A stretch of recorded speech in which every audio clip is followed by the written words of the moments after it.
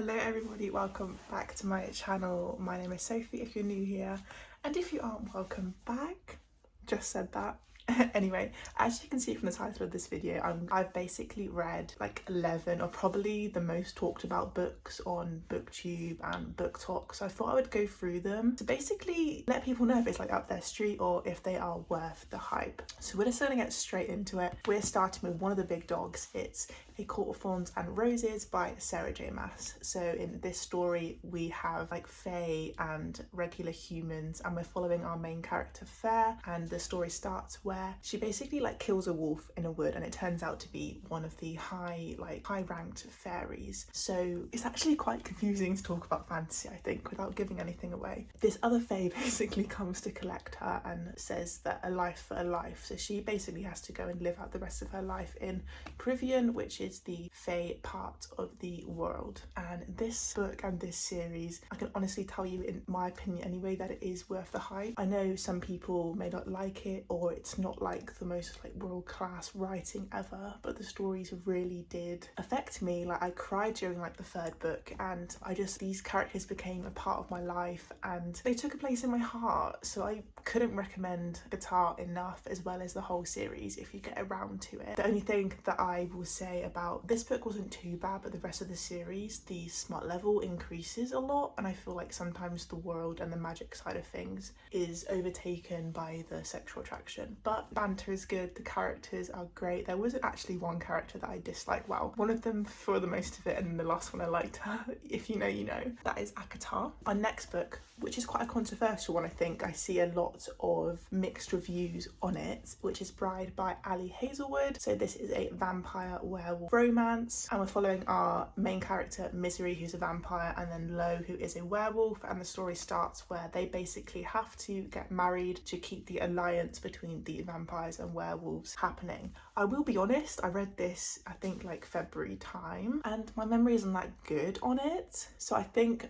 maybe it's not stuck with me as much as other books have. But this was an enjoyable read for me. I think I ended up giving it like 4 stars, so definitely good. It was my first book by Ali Hazelwood as well, and I got on really well with her writing. There's also a little bit of like a mystery in this as well, because her friend is basically, her human friend, is basically missing, and she's trying to figure out where she is while she's in like vampire territory. So yes, that was Bride. I'd probably give this a maybe worth the hype. Next up is a book that I would take no slander for or hate. If you don't like it, keep your opinions to yourself, please. But it's Binding 13 by Chloe Walsh. This is one of my favourite books of the year so far, possibly of all time. When I started reading this book, I just grew attached immediately to the characters. We have Shannon and Johnny as our main characters, and Shannon has a very tough upbringing with bullying and coming from like a domestic kind of violence household. So there are definitely a lot of trigger warnings, which I recommend people looking up and making sure that this book is for you, because it does hit hard. It hits hard. And this is the only book that I've read of the series, just because I've been on a book buying ban, haven't had a chance to go and get the rest, but they definitely will be being read by the end of the year, I hope. So go read Binding 13. It's based in like an Irish high school, like secondary school, like UK wise, and Johnny is like a really good rugby player.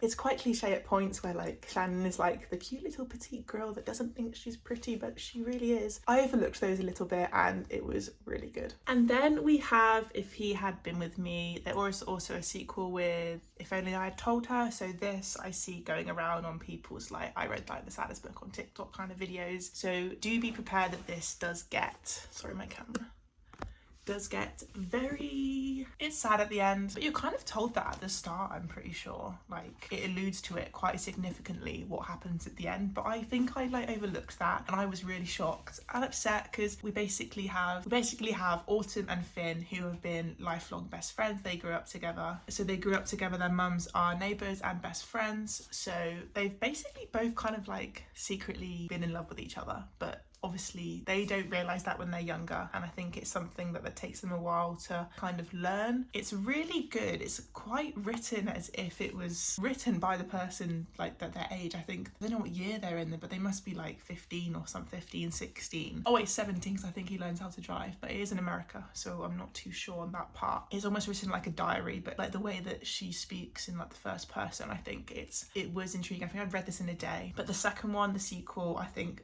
wasn't really needed. I think people were promised a different point of view that they really wanted, but they just didn't get it, and I think a lot of people were let down by this. But I do think pick this up if you're intrigued and you're looking for almost like a childhood friends to lovers, like with sadness intertwined. Be prepared. I think I did tear up at this, and I was like to my boyfriend, I was like, you won't believe what just happened. This is If You Had Been With Me. And next up we've got Tomorrow and Tomorrow and Tomorrow by Gabrielle Zevin. So in this book we've got Sam and Sadie who meet one day when they're younger in a hospital because Sadie's sister was very ill with cancer. She actually ended up passing away before the story kind of starts, and then something happens and they basically lose touch and almost stop being friends. And then one day they're both at university and they bump into each other on the tube or the underground in the US, and they both have a passion for video games. It's what they bonded over originally, so they both decided they want to create one. I'm going to be honest, this book bored me. It was a struggle to get through and I just did not see the hype behind it. I remember when I posted I think I gave it 3 stars. I think I'll probably give it a 2 though now, looking back. My friend Liv was like, no, it was my 5-star read. But I think it just shows that reading is so subjective, and even if I'm sat here telling you that these books are worth the hype or they aren't, then I think you should try it anyway, just in case you like it. Next up we've got Icebreaker by Hannah Grace. So this is a standalone kind of intertwined series, and it's based on a university campus, and I don't know why, but I love books and movies that are based in this setting. I think they're just so raunchy and good, and this book served its purpose for me. It was a fun read. I loved our main characters. We've got Stas and then Nate. So Stas is an ice figure skater, and then Nate is a hockey player, and there's like forced proximity. Something happens and the 2 teams have to share a rink. They're always crossing paths, and it was good. It's what you expect from like a spicy romance set in college. And the second book, Wildfire, I also really loved. I think I probably like Wildfire more. So if you've read this and you didn't like it too much, definitely give Wildfire a chance because it was so good, and it's based on like a summer camp. I can't wait for the other books to come out for this series. And I definitely want to see her backlist, see if there's other books, because I do like her writing style. Like the banter is really good, and the side characters are also really likable. I think in some romances they're kind of overlooked and we're just focusing on the 2 main characters. But I think because it's an interconnected standalone series, Hannah put a lot of effort into making those side characters memorable, so you obviously know who they are in the following books. So the 6th book on the list, we have got Flawless by Elsie Silver. So I'm just holding this book now, but I would like to mention the whole of the Chestnut Spring series because it's probably one of the most talked about small-time romances across all platforms from what I've seen anyway. So this is an interconnected standalone series, so it basically follows like the Eaton family. It's their dad Harvey, and then he has got a bunch of sons. I actually don't know how many. 3 sons? Yeah, 3 sons. And then this first book follows Summer and Rhett. So Summer is his PA, like personal assistant or like PR. She's basically in charge of keeping him in check because he is a bull rider and he has been getting up to trouble. So she's basically gone in to try and clean up his image. And as you can imagine, things don't go quite as planned. My favourite book of this series was Reckless, which follows Theo, who is a fellow bull rider. It's actually Rhett's like apprentice kind of situation, and that was my favourite of the series.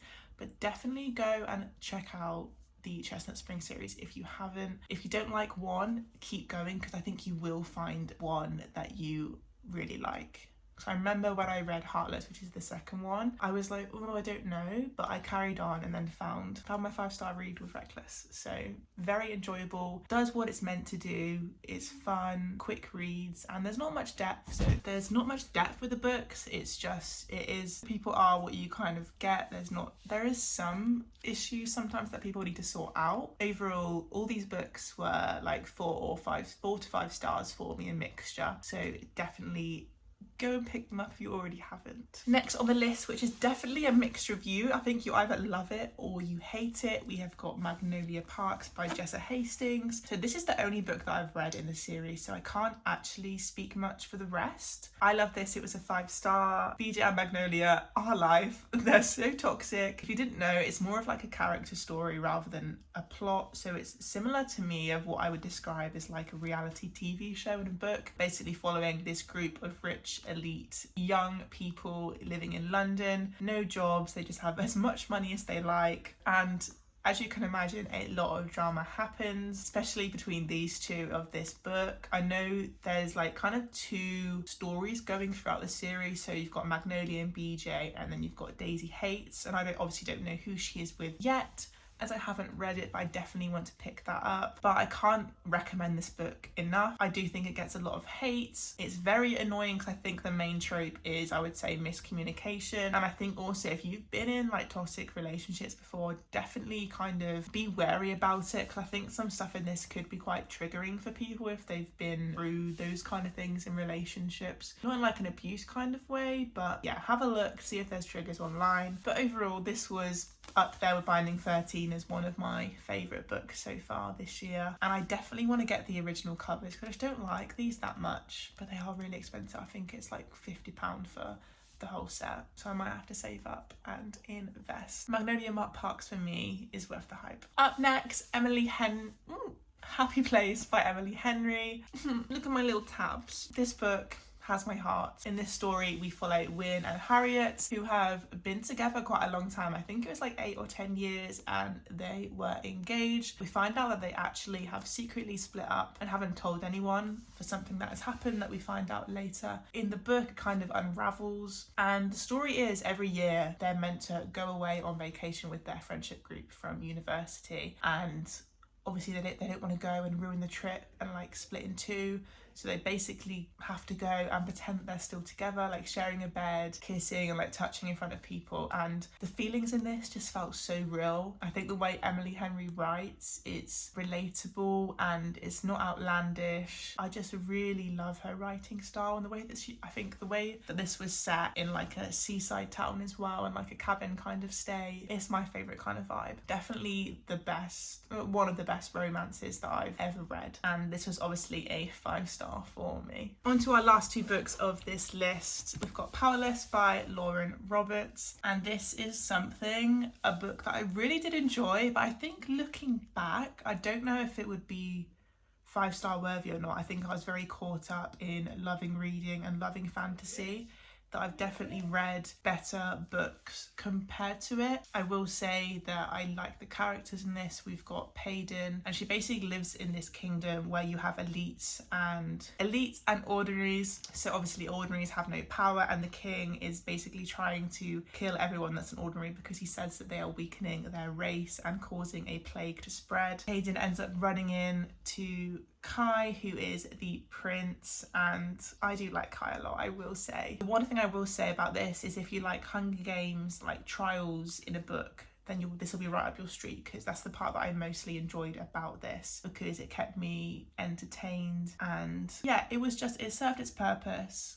And I would recommend it to people, definitely if you're starting out in kind of the fantasy genre. It's a good book to sink your teeth into before going into more high fantasy books. So originally this is a 5-star, but I feel like it's like a 4.5 now. But I might reread it one day and we will see. But I loved the novella after this, which is Power 4, which follows Payden's best friend in this book, Adina. So you kind of see the same timeline, but from Adina's point of view. And then Reckless has recently just come out, and I read that, which was a bit disappointing for me, but we won't go into that because this is the one that I'm going to be have spoken about today. And finally, but definitely not least, Fourth Wing by Rebecca Yarros. This was probably the first BookTok book that I read, got me into reading, was an inspiration for starting this channel, so you wouldn't be seeing this video today if I hadn't have read this book. And Xaden Riorson, the male main character, #1 book boyfriend for life. And I know a lot of people say that like the writing is childish or not very good, but that's not why I like it. I like it for the characters, the banter, the storyline. It was easy for me to understand. I think if this was a high fantasy and I was going into it and there was multi-POVs and loads of politics within a world, I would have been lost and probably would have, not carried on reading, because I would have just stuck to maybe just stuck to romance, sort of delving into more fantasy style books. And this book I would say is similar to Powerless in a way where, so Violet, we follow our main character Violet, who is trying to become a dragon rider. So she has to almost go to like a military school and pass certain trials to get there, get her wings, and then hopefully bond with a dragon so she can begin training on them and then eventually obviously fighting in the army. So there is a lot of risk, and be prepared to lose some characters that you do like, because I wasn't prepared and I was very, very upset. But overall, I gelled really well with Rebecca Yarros' writing, and I definitely think this is worth the hype. Just go read it if you haven't, but I'm sure that you have. So there we have it. We have got our 12 popular BookTok books, booktube books that I've read, and I feel like you can tell by my reaction when talking about them whether I think they're worth the hype. I will say that I have enjoyed the majority of them, because I think as a reader I'm not like a classical literary fiction girly. I'm a, you know, cute little romance and fantasy book kind of girl, so it definitely, most of them are up my street, and it's obvious that they're going to be quite good if people like them. Like, no one would hype about it if they didn't like it themselves. So thank you so much for watching this video. If you're still here, leave a little comment and just let me know if you've read any of these and which one is your favourite book that you've read so far this year. Thank you once again. Don't forget to like and subscribe, and I'll see you guys in the next one.